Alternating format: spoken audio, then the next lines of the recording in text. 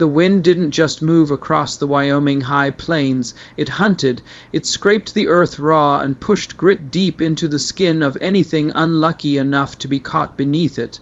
Mara walked through that wind with her head down and her body angled forward as if she were fighting a living enemy. She had lost track of how many days she'd been walking, maybe 3, maybe 4. Time blurred when your feet were bleeding and the cold felt like knives. Her boots were ruined. The thin soles had split open and she felt every sharp stone and frozen rut through them. Her left heel was rubbed raw, the blister burst and her socks stiff with dried blood. In her arms she clutched a small bundle of clothes wrapped in a rough shawl that smelled of lye soap and stale tobacco. It was all she owned now, all she carried from the life she was running from. To the west mountains rose like jagged teeth. Snow already clung to their peaks, promising a winter that would kill anyone caught without shelter. The sky above was bruised purple, heavy and low, as if pressing down on the world. There was no sun, only a dull gray light that offered nothing but the truth. She wouldn't survive another night out here. Her knee hit the ground when she stumbled again. A sharp cry rose in her throat, but she swallowed it. Crying wasted warmth, crying wasted water. She pushed herself up, hands shaking so badly she could barely keep her bundle from slipping. You cannot stop, she told herself. If you stop, the cold takes you. Silver Creek wasn't far behind her, but the memory still stung like a fresh burn, a place where men lost their money and women lost their choices. She had rented a room in a boarding house that turned a blind eye to how a woman paid until the new proprietor. A self-righteous woman with a Bible in one hand and a ledger in the other, decided Mara was bad for business. Respectable, the word still tasted bitter. Respectability was something Mara stopped owning at 16, and nobody ever let her forget it. Now, as the afternoon light thinned into a watery dusk, she saw it. A thin ribbon of smoke rising ahead, faint, almost torn away by the wind, but it was there, hope in the shape of a gray line twisting upward. Where there was smoke, there was fire, and where there was fire, there was a roof. Mara forced her legs to move faster, stumbling toward the shape that slowly emerged from the gloom. A cabin, rough honeyed logs weathered to iron gray. A small corral with 2 horses braced against the wind. No other cabins nearby, no neighbors, no help if she chose wrong. But at least it wasn't the open plains. She reached the door. No porch, just a single stone dragged into place as a step. She hesitated, hand hovering over the rough wood. She knew what men thought when they saw a woman alone on foot. No horse, no baggage, broken, desperate, easy to use. But the cold was in her bones now. She knocked. The sound was barely a whisper in the storm. She waited, teeth chattering so hard her jaw etched. She knocked again harder. Please. She whispered against the door. Please. A latch clicked. The door opened slowly, pulled inward. A tall man filled the frame, blocking the orange glow of a fire behind him. He wore a heavy wool coat and a battered hat pulled low. In his right hand was a Winchester rifle, held easy but ready. He didn't speak, he just looked. His face was a map of hard miles, maybe mid-30s. Wind and sun had carved deep lines around his eyes and mouth, a scar cut from his temple into his beard. His eyes were dark and unreadable. Mara tried to speak, but her throat was too dry. The warmth from inside hit her suddenly, making her sway. The room tilted. Help me, she rasped. The man didn't move at first. He looked past her, scanning the horizon for others. A husband, a pimp, a posy. Seeing nothing but the barren plains, he looked back at her torn shoes, her shaking hands, her blue lips. Something flickered in his expression, not pity, maybe annoyance, maybe resignation. He stepped back an inch, lowered the rifle. "Come in before you let all the heat out," he said. His voice sounded like gravel under a wagon wheel. Mara stumbled inside. Her legs buckled and she pitched forward. He didn't catch her, but he grabbed her arm to steady her against the doorframe. "Sit," he ordered, nodding toward a small table near the stove. The cabin was a single room, clean, sparse, warm. A cast iron stove glowed in the corner. A narrow bed was pushed against the far wall. Saddles hung from pegs. Everything functional, everything simple. He handed her a tin cup of cold water. She drank greedily, coughing as she swallowed. He ladled hot stew into a chipped bowl and set it before her. Eat slow, he said. She tried, but hunger made it impossible. When she finished, he finally asked, "Where'd you come from?" "Silver Creek. That's 3 days walking, maybe 4. She stared at her bleeding knuckles. I had nowhere else. He watched her, reading her like a trail sign. The bruises on her wrists, the way she flinched when he shifted his boots, the way she kept her eyes down. "You're running from something," he said. Mara didn't answer. He sighed. "Name's Eli Turner." "Mara." Eli crossed his arms. "You can sleep here tonight, but tomorrow morning you head for the stage road. I'll point you where to go." Her stomach dropped. The stage road was 2 days on foot. She wouldn't survive it. She needed to stay. She needed warmth, food, shelter. She had nothing to trade except the one thing men always wanted.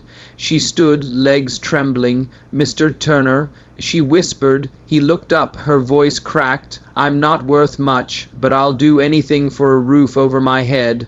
The room went still. The wind outside held its breath. Eli's jaw tightened, his hands balled into fists, and for a moment Mara thought he might throw her out. Instead, his voice came low and sharp. "No," he said, "not here." And the look in his eyes was not desire. It was anger at the world that made her believe that was all she was worth. The storm grew louder through the night. Wind pushed against the cabin walls as if trying to rip them apart. Loose snow hissed along the window frame. Mara sat near the stove, arms wrapped around herself, watching the fire glow against the iron door. Eli moved around the cabin with quiet purpose, hanging his coat, checking the horses through the side window, adjusting the damp wood stacked beside the stove. He didn't look at her much. That was almost worse. Most men stared. Most men measured what they could take. Eli Turner had looked at her once, really looked, and then turned away as if the sight bothered him. She wasn't used to that. She didn't know what to do with it. "You can take the bed," he said finally, nodding to the narrow cot against the wall. "I'll sleep in the chair." She shook her head. "I'll sleep on the floor." "Not in this cold. Take the bed." Mara hesitated, then stood slowly and touched the edge of the mattress. It was firm, clean, smelling faintly of cedar, not the smell of cheap perfume and stale cigars she'd grown used to in Silver Creek. She sat lightly on the corner, unsure if she had the right. Eli dropped into the wooden chair near the door. He rested one boot on the rung, leaning back like a man who had done this every night for years. His rifle leaned against the wall within arm's reach. Mara swallowed. "You don't have to stay awake." "I do. Why?" Quote, "Because someone knocked on my door in the middle of a storm and told me she was willing to give up her dignity just for a roof." His voice was calm, almost too calm. "So I'm keeping watch for both of us." Mara stared at the floorboards. Her cheeks burned with shame. "I didn't know what else to offer." "You shouldn't have to offer anything," he said. "Shelter is shelter. A person either gives it or doesn't." She lay back on the bed, pulling the thin blanket over herself. Exhaustion pulled her down fast. Her last thought before sleep took her was that she shouldn't have survived this long. Maybe she was only alive because she'd reached this cabin and this man instead of another. She woke hours later to the sound of horses, not Eli's, more than one, moving fast. Eli was already at the window, looking out from behind the curtain. His entire posture had changed, shoulders tight, hands ready, breath shallow. Mara pushed herself upright. "What is it?" Quote, "Riders," he said. "3 of them." Her stomach twisted, the cold inside of her spread deep. "They found me," quote. Eli turned his head just enough to see her, who she hugged her arms. "I told you I left Silver Creek." I didn't tell you who I was running from. You're telling me now." Mara's voice shook. "A man named Wade Carter. He runs the biggest gambling hall. People owe him. He collects however he wants. I worked upstairs. When I tried to leave, he sent men after me, said I was property until my debt was paid." Illy's eyes darkened in a way that made the room feel smaller. "Are those his men?" She nodded once. Illy moved to the rifle, checked the chamber, set his jaw. "They won't take you." Mara's breath caught. "You don't know what he'll do if they find me here." "I don't care what he'll do," Illy said. "I'm not handing you over." The horses stopped outside. Heavy boots hit the frozen ground. Voices rose, rough, confident, amused, men who thought the world belonged to them. A fist slammed against the door. "Turner, open up." Mara froze. They knew his name. Illy didn't react. He stood between her and the door like a wall. "Go behind the bed." He said quietly, "Stay low." Quote, She crouched behind the cot, heart hammering so hard she felt it in her throat. The men outside laughed. "Come on, Illy." One called, "We know she came this way. The boss wants her back. She ain't worth dying over." Another voice, mean, lazy, added, "We'll even leave you a cut for the trouble." Illy didn't move. The cabin stayed silent. The leader's patience snapped. "Last chance, Turner, step aside." Illy raised his rifle. Mara's fingers clutched the blanket. All the cold she'd endured on the plains felt like nothing compared to this moment. Her whole world narrowed to the sound of her own breath and the weight of the silence outside. The door rattled. Then the first man kicked it hard. Wood splintered at the frame. Illy took one step forward, anger simmering low beneath the surface. His voice was steady, controlled, dangerous. "You boys take one more kick at that door," he warned. "And you ain't walking back to Silver Creek." For a moment there was nothing, then a cold, mocking chuckle. "You always did think you were better than the rest of us, Turner. Fine, have it your way." Boots shuffled, snow crunched, and just as Mara dared to breathe, a gunshot exploded through the night. Mara screamed and ducked as the bullet tore through the top corner of the door, splintering wood across the room. Illy didn't flinch. He lowered one knee, aimed, and fired back through the crack in the frame with a single clean shot. A man outside shouted in pain. Everything erupted at once. Shouting, the scrape of boots, the metallic shuffle of guns being drawn. Mara pressed herself against the floor as Illy stood his ground, shoulders squared, rifle ready, protecting her with the calm of a man who'd seen too many wars and refused to lose this one. He glanced back at her only once. "You're safe," he said, "no matter what happens tonight." Another gunshot hit the door, another scream tore through the snow, and the night turned into a fight neither of them could walk away from. The night had turned into a storm of gunfire. Each shot echoed across the frozen plains, bouncing off the cabin walls like thunder. Mara pressed herself tight against the floor, her hands over her ears, praying Illy wouldn't fall. Outside, men shouted orders and curses as the wind carried their voices into the cracks of the cabin. Illy fired again with steady aim. The muzzle flash lit his face for a split second, showing a look that wasn't fear or rage. It was focus. A man who had already decided he wasn't letting darkness take one more thing from him. Another bullet tore through the window, shattering the glass. Cold air burst into the room. Mara gasped as splinters scattered across the floor. Illy moved without hesitation, grabbing her arm and pulling her behind the stove. "Stay low," he said, eyes scanning the cabin. "They won't leave," she whispered, shaking. "Not until they have me." "They're not getting you," he said. "Not while I'm breathing." The shouting outside grew louder. Boots crunched in the snow as the men spread out, circling the cabin. Mara could hear the fear building in her chest like a rising tide. She tried to speak, but her throat closed around the words. Illy crouched beside her. "Listen to me," he said quietly. "I've dealt with men like this before." "They're worse than you think," she said. "Wade Carter, he doesn't forget. If his men die out there, he'll come himself." Illy's jaw tightened. "He can come. I'm not handing a woman over to a man who thinks she's property." A sudden silence fell outside. It was so sudden it felt unreal. Eli held his breath, Mara did too. Then a new voice drifted through the darkness, smooth, cold, confident. Wade Carter, Eli Turner. The voice called, "I think we need to have a talk." Mara felt her stomach drop. She recognized that voice. It wasn't loud. It didn't need to be. Men listened to Wade because they knew what he was capable of. Eli didn't answer. Wade continued, "You have something that belongs to me. Send her out, and this ends clean. Keep her, and I'll burn that cabin to the ground with you in it." Mara grabbed Eli's sleeve. "You can't fight him," she whispered. He glanced at her, his eyes steady. "I'm not fighting for him."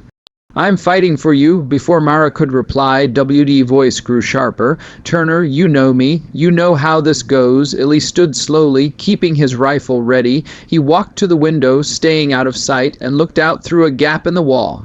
Wade was on horseback, flanked by two more riders. 3 men from earlier lay wounded in the snow, groaning. Eli raised his voice, "You're not getting her back."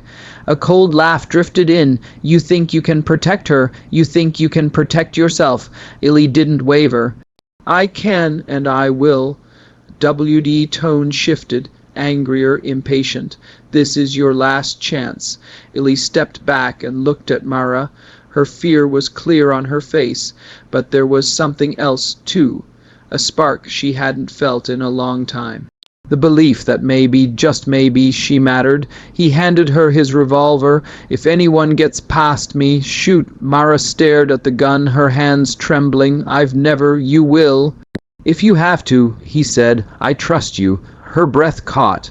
No one had ever said those words to her, not once. Outside, Wade snapped his fingers. 2 of his men dismounted and started moving toward the cabin, guns drawn. WD stayed on his horse, watching like a snake, waiting to strike. Eli took position at the broken window. The first man crept close, thinking he could surprise him. Eli fired. The man dropped. The second man ran for cover behind the corral fence. Snow kicked up around him as Eli fired, forcing him to duck. Wade yelled orders from the saddle. Mara crouched lower, gripping the revolver with both hands. Her heart thudded so loudly she thought Wade might hear it. Then wood cracked behind the cabin. Mara spun around. A 4th man, one who had circled around earlier. He kicked in the back door with a crash, splintering it off its hinges, his gun raised, his eyes wild. Mara felt her blood freeze. She lifted the revolver, but her hands shook too badly to aim. He stepped toward her, grinning. "The boss is going to be happy." He never finished. Eli slammed into him from the side, tackling him into the wall. The gun fell from the intruder's hand as the 2 men fought. Boots scraping, fists swinging, Eli drove his shoulder into the man's chest, slamming him onto the floor. The man tried to get up. Eli didn't give him the chance. He threw a hard punch that knocked the stranger cold. Breathing fast, Eli grabbed Mara's arm. "We end this now." He turned toward the front door, rifle reloaded, eyes burning with purpose. Together, they stepped outside into the freezing night. Wade Carter sat tall on his dark horse, snow swirling around him like smoke.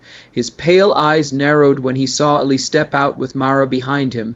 "You're making a mistake, Turner." Wade said no. Eli replied, "You did." Without waiting another second, Wade reached for his gun. Eli fired first. Wade dropped from his horse, hitting the snow with a heavy thud. Silence fell across the plains. The remaining men hesitated, uncertain now that their leader lay motionless. Eli stared them down, rifle steady, breath sharp in the cold air. "Pick him up," he commanded. "Take him back to Silver Creek. Tell them this: she's not his property." She never was. None of the men argued. They lifted Wade, mounted their horses, and rode off into the night. The wind eased. The world grew quiet again. Mara stood beside Eli, shaking from more than the cold. "Why?" she whispered. "Why would you risk your life for me?" Eli looked at her with tired eyes. "Because you walked through a storm believing the only thing you had to offer was yourself, and I won't let the world teach you that lie again." Her breath caught. For the first time in years, she felt something warm settle in her chest. Hope. They stood in The snow, as the first soft flakes began to fall, slow, quiet, peaceful, Mara wrapped her arms around herself. What happens now? Illy looked at the sky, then at the cabin, then at her. Now you stay here until you're warm, until you're strong, and after that we figure it out together. She nodded, tears burning her eyes. For the first time she felt safe, really safe, and for the first time Illy let himself smile. Let's go inside, he said. Storm's easing up, but you're still freezing. Mara followed him into the cabin, leaving footprints in the snow that the morning sun would freeze into silver. But tonight, she wasn't running anymore. She had found a place. She had found a future.